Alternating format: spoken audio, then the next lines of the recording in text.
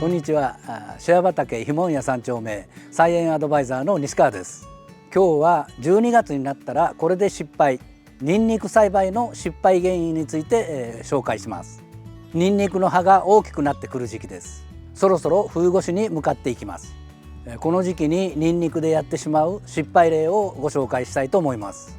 最後に質問にもお答えしますので、ぜひご覧になってください。それでは行ってみましょう。こちらをご覧ください。こちらは種球から植えたニンニク、それから苗を植えたニンニク、順調に育っています。一つ問題があるのはこちら、何者かにかじられています。おそらくヨトウムシの類だとは思いますが、葉がかじられてしまっています。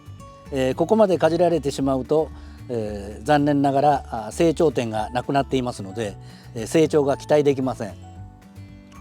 ニンニクの場合重要なのはこの葉の先端の成長点、これを傷つけられるとその後の成長がおぼつかないので、この点が非常に重要になります。種球で植えたものについては残念ながら一つ発芽しませんでした。別のところで発芽したものがあれば移植して、いただければいいかと思いますが、移植できない場合今から種球を植えても追いつかないと思いますので、残念ながら諦めるしかありません。それでは失敗例を紹介します。一つ目は、追肥のやりすぎです。12月に入るとニンニクの追肥の時期に入ってきます。ここでの追肥は暖かくなってきた2、3月頃によく効くので遅れないようにしましょう。冬眠からゆっくり冷めて肥料を吸収します。ただここで、追肥をやりすぎてしまうと病気にかかりやすくなるので、気をつけてください。このあたりのポイントを押さえながら追肥をしてみたいと思います。こちらは鶏粉です。追肥には鶏粉を使います。ポイントはあまり量を与えないこと。マルチなどを持ち上げて株元から離れたところにほんの一つまみ程度与えていきます。一株あたりこの程度の量で十分です。この時注意していただきたいのは、葉を押して傷つけたり折ったりしないということです。十分に注意してください。2つ目は成長点を傷つけることです。ニンニクは冬までに、葉が4枚ぐらいになると最適な冬越しができ、来年には光合成でできた養分を一気に使っていきます。そのため、芽が出てくる成長点の葉を傷つけないようにしましょう。害虫被害、先ほどのように追肥をするときに手が葉に当たって葉を傷つけてしまう、風に揺られて葉が折れてしまう、このようなことがないようにしましょう。必要に応じて防虫ネットを設置しましょう。こちらの畝のニンニクは防虫ネットをかけてあります。ご覧いただいたらわかるんですが、すべての株が問題なく育っています。残念ながらもう一つの畝は防虫ネットがなかったので虫にかじられてしまった可能性があります。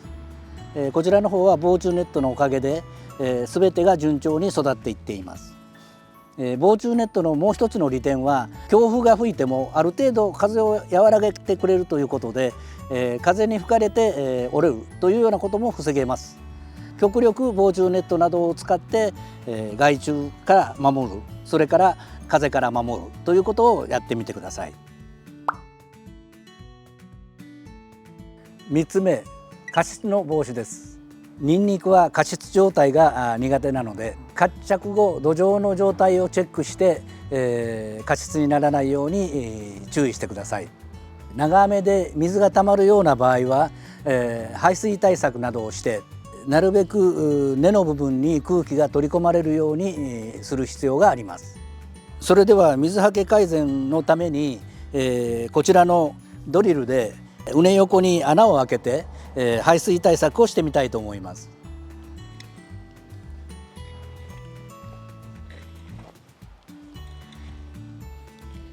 このように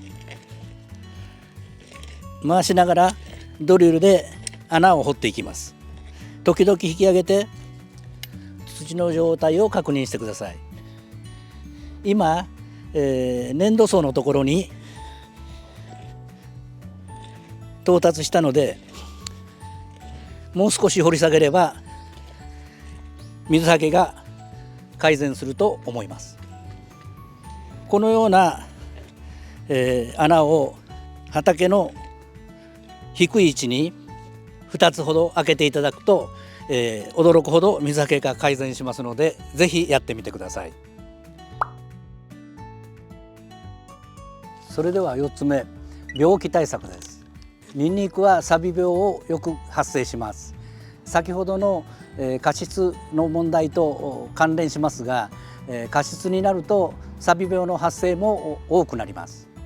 感染が広がると成長が止まってしまいます。多くは春に発生しますが、11月下旬から12月初旬はまだ注意が必要です。